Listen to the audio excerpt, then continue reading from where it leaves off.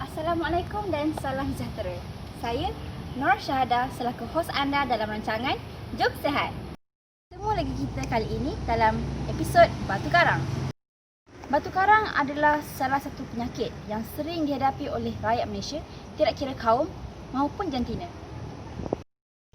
Sebanyak 37% daripada pesakit batu karang terdiri daripada bangsa Melayu, 40% adalah daripada bangsa Cina dan 13% adalah daripada bangsa India. Untuk pengetahuan anda, lelaki dewasa mempunyai risiko yang lebih tinggi untuk diserang batu karang berbanding wanita dengan nisbah 1.35 kepada 1. Saya serahkan kepada Profesor Serba Tahu untuk menerangkan dengan lebih lanjut tentang batu karang. Anda kembali lagi bersama saya, Profesor Serba Tahu. Pada episod kali ini, saya akan mengupas dengan lebih mendalam tentang batu karang. Batu karang ialah kristal keras yang terbentuk di dalam buah pinggang ataupun pundi kencing yang disebabkan oleh peningkatan hablur atau zarah-zarah kecil kalsium, uret, fosfat atau peroxalate di dalam air kencing.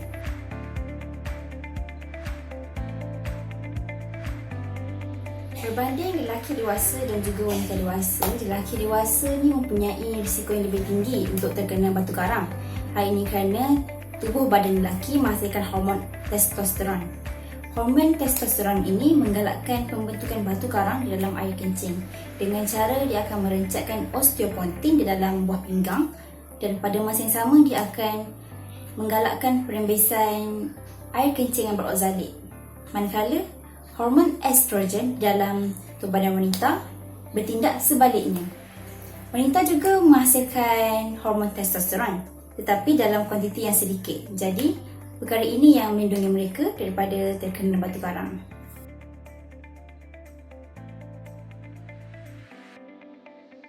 Antara faktor-faktor yang boleh menyebabkan batu karang ialah yang pertama, kurang minum air. Yang kedua, orang yang mengambil makanan yang tinggi kandungan protein haiwan terlalu kerap seperti daging ayam ataupun daging lembu. Yang ketiga ialah orang yang kurang mengambil makanan yang tinggi serat seperti buah-buahan dan juga sayur-sayuran. Yang keempat ialah orang yang obesiti.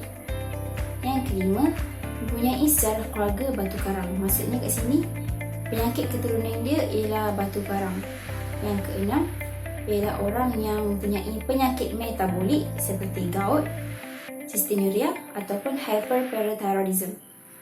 Yang ketujuh ialah orang yang mengambil ubat-ubatan tertentu seperti diuretik ataupun antacid. Diuretik ini selalunya diambil oleh orang-orang yang mempunyai darah tinggi, manakala ubat antacid pula diambil oleh orang yang mempunyai gastrik. Yang ke-8 ialah orang yang baring ataupun tidak bergerak untuk tempoh yang lama.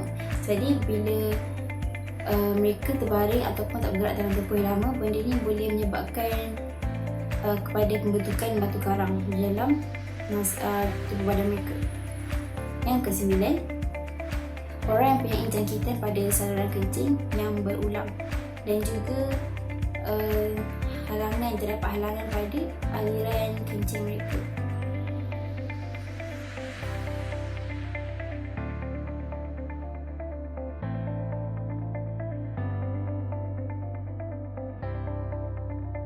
Antara simptom-simptom yang dihadapi oleh orang yang punya batu karang, yang pertama, berasa mual atau muntah. Yang kedua, berasa sakit perut. Yang ketiga, kerap buang air kecil. Yang keempat, mereka berasa pedih ketika buang air kecil. Yang kelima, kehadiran darah di dalam air kencing. Keadaan ini juga dipanggil sebagai hematuria. Yang keenam, kencing keluar batu karang. Dan yang terakhir, aliran air kencing terhenti secara tiba-tiba ketika buang air kencing.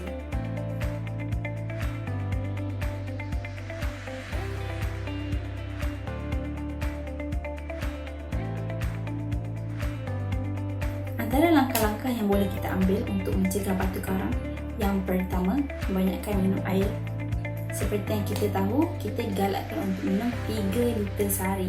Jadi pastikan dalam sehari tu kita minum cukup 3 liter. Yang kedua, mengambil makanan yang rendah kandungan garam dan juga kulit. Yang ketiga, membanyakkan pengambilan sayur-sayuran dan buah-buahan. Selain pengambilan makanan seperti sayur-sayuran dan buah-buahan, kita juga boleh mengambil makanan yang tinggi kandungan seratnya seperti barley ataupun oat. Dan yang terakhir, memastikan tubuh kita sentiasa aktif dengan bersenam.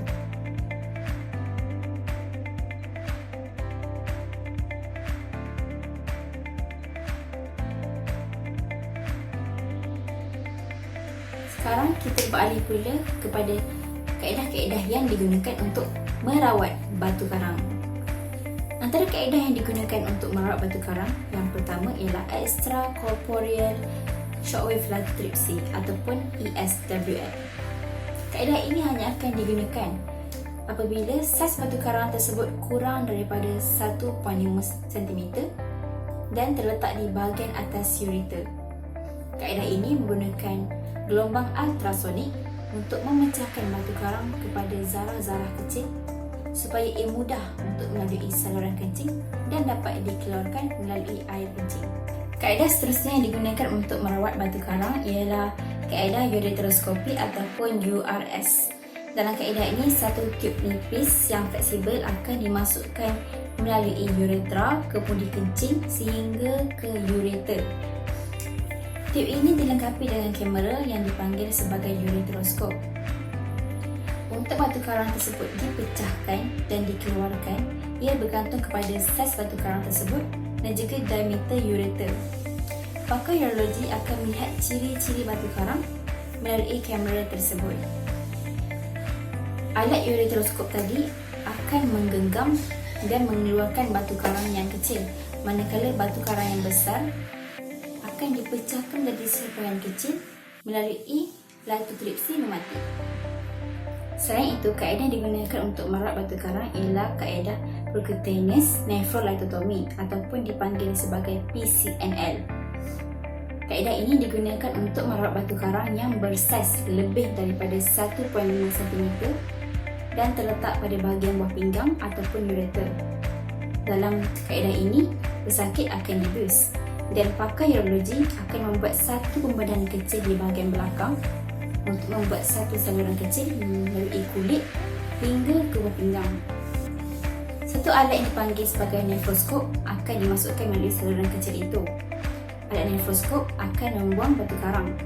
Jika batu itu bersaiz besar, mereka akan memecahkan batu karang menggunakan gelombang bunyi berfrekuensi tinggi. Akhir sekali, kaedah yang digunakan untuk merawat batu karang ialah kaedah pembedahan terbuka. Pembedahan terbuka hanya akan dijalankan sekiranya saiz batu karang terlalu besar dan tidak dapat dikeluarkan menggunakan mana-mana kaedah yang disebutkan sebentar tadi.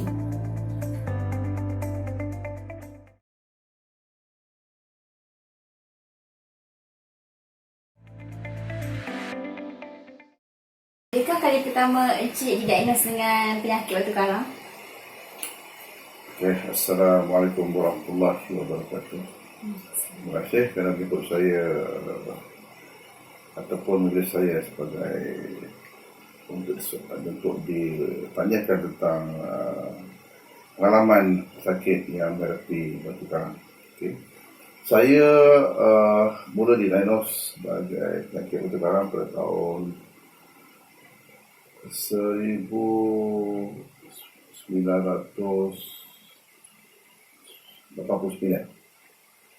kira-kira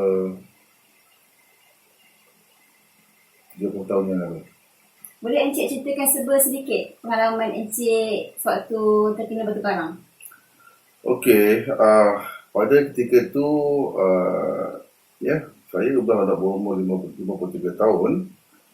Dan pertama kali saya diserang penyakit batu karang itu ketika saya berumur 22 tahun. 22 tahun. Dan ketika itu saya berada di Setiawan, Perak. Saya menjarahi kanda saya di sana. Dan pada waktu malam saya berasa tak selesa. Saya berasa seperti tak sedap badan, iaitu perut rasa senak dan juga rasa senak di bahagian ari-ari.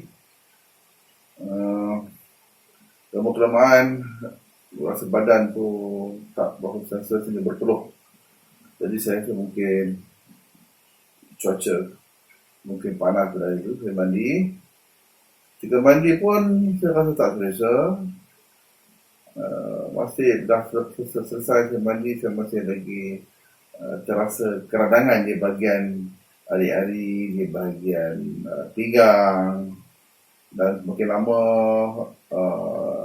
terasa macam angin kat dalam perut, dan akhirnya saya rasa loya dan saya muntah. Kemudian dia menyerang lebih hebat lagi, iaitu saya berasa satu objek yang cuba menyucuk di bahagian perut dan ari-ari saya, sehingga saya tak dapat mengawal dan saya mengerang kesakitan. Dan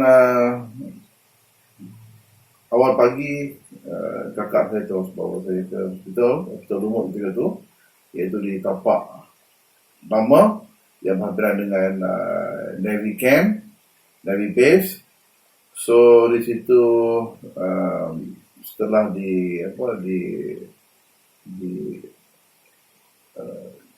check oleh doktor dan dibuat X-ray dan juga diambil sampel urin, saya disahkan menghadapi penyakit kutu karam, dan urin saya kecil berdarah, dan juga ketika di X-ray itu nampak ada kesan kutu karam, walaupun masih lagi dalam bentuk objek yang kecil lagi begitu. Bolehkah Encik beritahu tabiat Encik dari segi pemakanan yang boleh menyebabkan Encik terkena penyakit kutu karam? Okey,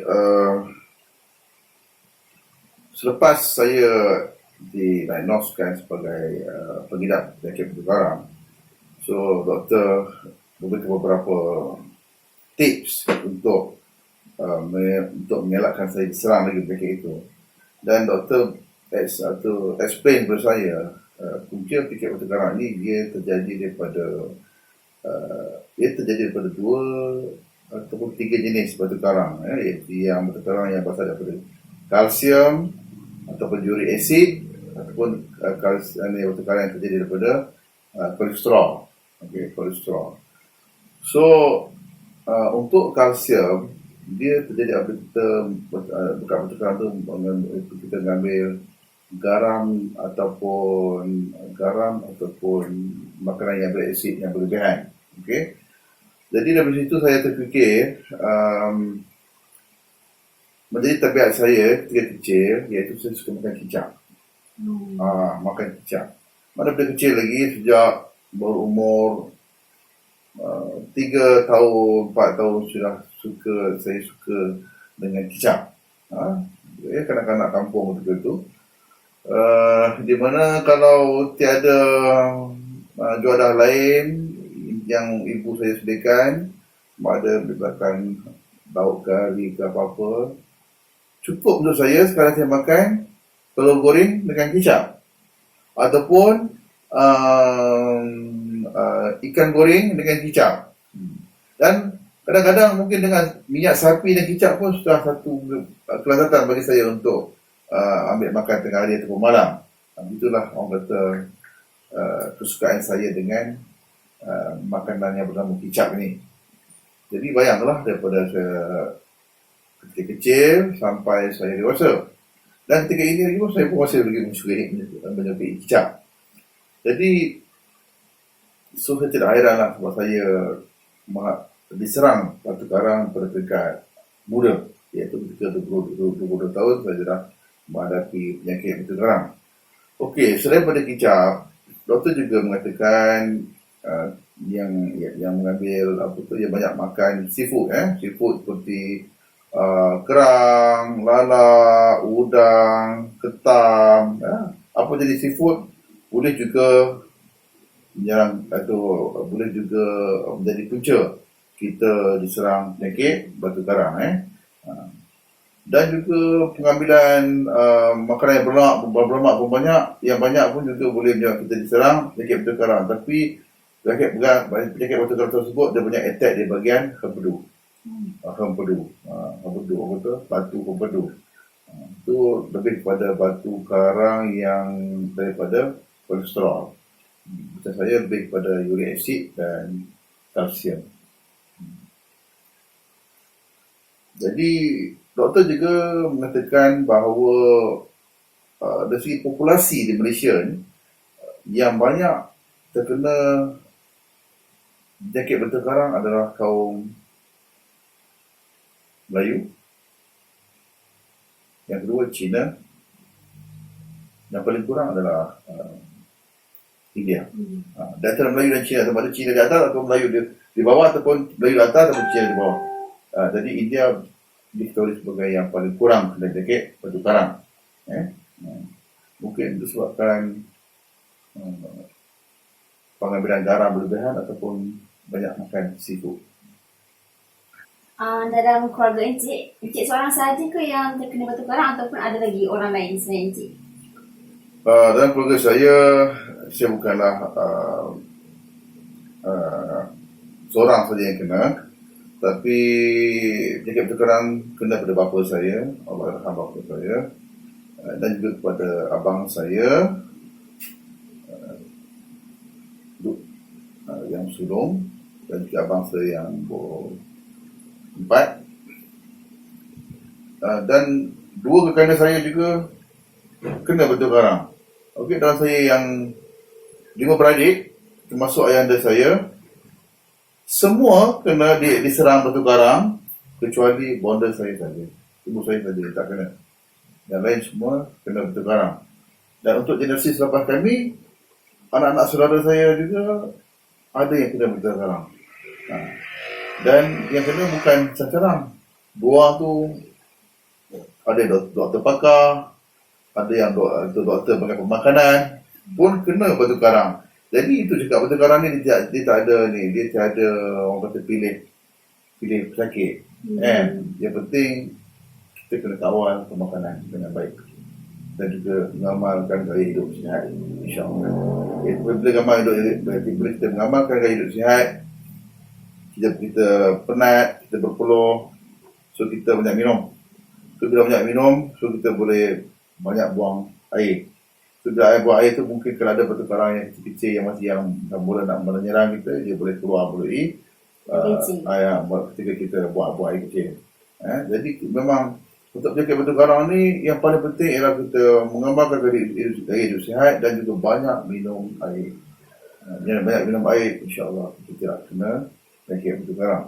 Sebenarnya kita tidak mengamalkan hidup sihat, tahan kencing, kurang aktif, pusing beriadah. Sebab dalam Islam sendiri menyatakan riadah itu penting. Dan kenapa di barat kurang orang kena penyakit batu karang? Sebab di negara maju, khususnya di Eropah, di Amerika, di Asia Timur, Asia Timur itu seperti di Korea, di Jepun, mereka tergolong sebagai negara maju. Dan sudah menjadi amalan penduduk negara maju, mereka mengamalkan gaya hidup sihat. Padahal amalan ini digalakkan oleh Islam. Jadi bila mereka mengamalkan hidup sihat, iaitu dari generasi yang kecil, yang sejak berumur 3-4 tahun, hingga yang tua, umur 20 tahun, mereka masih lagi mengamalkan hidup sihat, iaitu mereka banyak bersukan, beriadah, yang warga tua mungkin mereka berjalan kaki. Dan dari situ mereka banyak berpeluh, mereka banyak minum. Jadi mereka kurang diserang oleh penyakit batu karang. Kecuali di Malaysia, attitude kita banyak suka duduk di kedai-kedai, duduk relax, duduk minum, duduk kedai mamak berjam-jam. Padahal peluang tu baik kita gunakan untuk beriadah. Bila kita beriadah, kita banyak berpeluh, kita boleh banyak minum. Jadi bukan penyakit batu karangnya, penyakit lain kita boleh elakkan.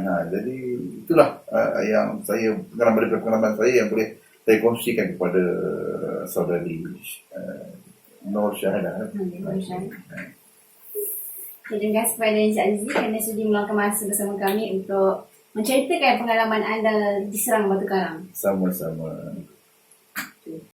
Kita telah pun sampai ke penghujung rancangan. Saya berharap pihak penonton dapat input-input penting berkenaan dengan batu karang dalam episod kali ini. Sekian sahaja daripada kami. Terima kasih.